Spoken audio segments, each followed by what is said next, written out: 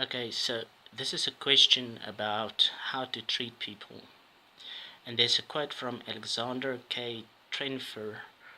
Uh, the, the best teachers are those that show you where to look or don't tell you what to see.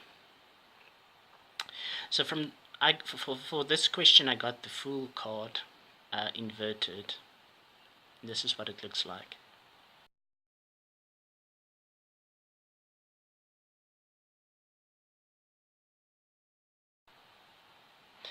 So from this quote and this picture, we can literally and directly see people don't like to be treated like fools. And I think if we're going to be successful with people, we have to make them feel that we respect the knowledge they already have. Because there is diversity, and I think often diversity separates us from people. And we fail to realize that each person has his own life experience, is on his own path, and so on. So perhaps you have evolved in a certain character aspect or certain knowledge that you value, and maybe someone else is interested in learning some of the knowledge, or uh, perhaps they look up to you and they want to adopt some of your uh, philosophies or character aspects. But this can never happen if we treat people uh, badly or make them feel like we're superior to them. And I know I already made a video about superiority complex, but this is a little bit different. This is about how we make people feel. So in the Fool card, we have the little hound or the little dog accompanying the Fool.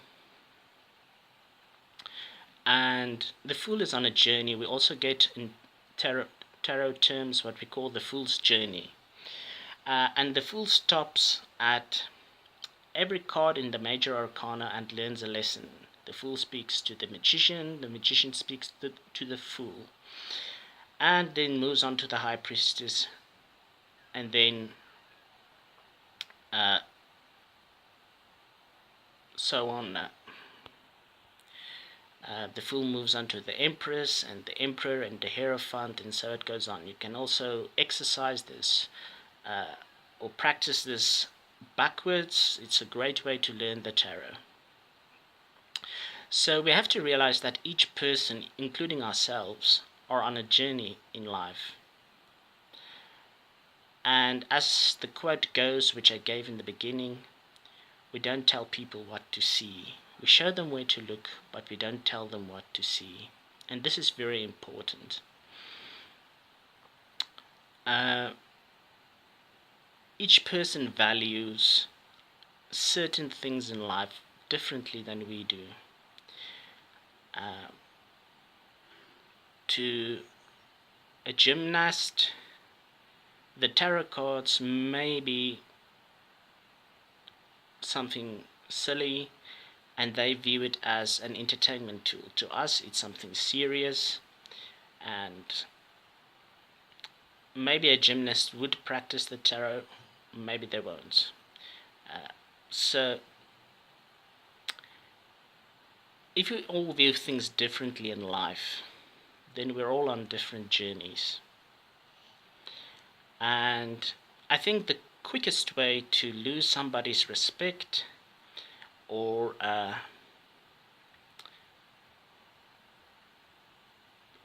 interest in relations is to make them feel inferior, to make them feel like the things they value is foolish, or the things they see in life is foolish. So in the tarot, we've got the Fool, and he's on a mountain, but perhaps inverted.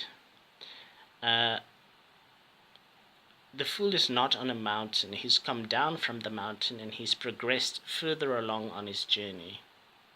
So this means you also have to make peace with the fact that some people, no matter how old they are, already have become set in their ways, and we shouldn't try to change them. We can show them the things that interest us and what works for us, and if we're lucky, we can find like-mindedness and possibly start a conversation, a friendship, a relationship. But even in friendships and relationships, whatever the case may be, we find differences, and we can't understand if you're a woman, for example, and you don't like sports. This is just an example. Why my husband sits down in front of the television for 5 hours and watch sport the whole day. So this may seem like something foolish to you, and you may try to interest him in mosaic or poetry or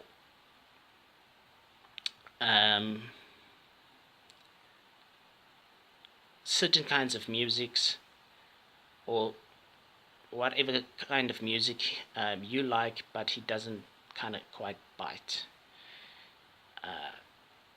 He doesn't fall for it. Or if you're a man and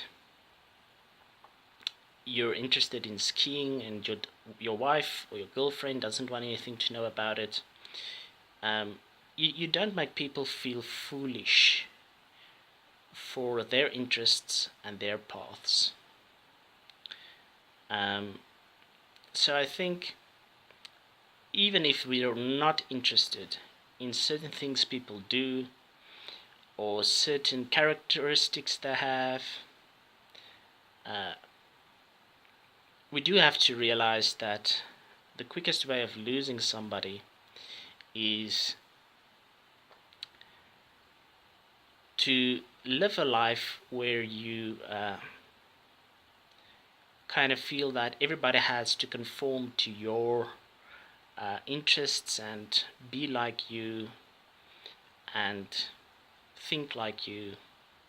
So this is not going to quite work out. However, on the other hand, even if we're not interested in something and we make time to sit down with people and just listen to what they say about the things they like, or when we're teaching somebody something, we kind of allow, because this person may have different talents, and we see where they go with what you're teaching them.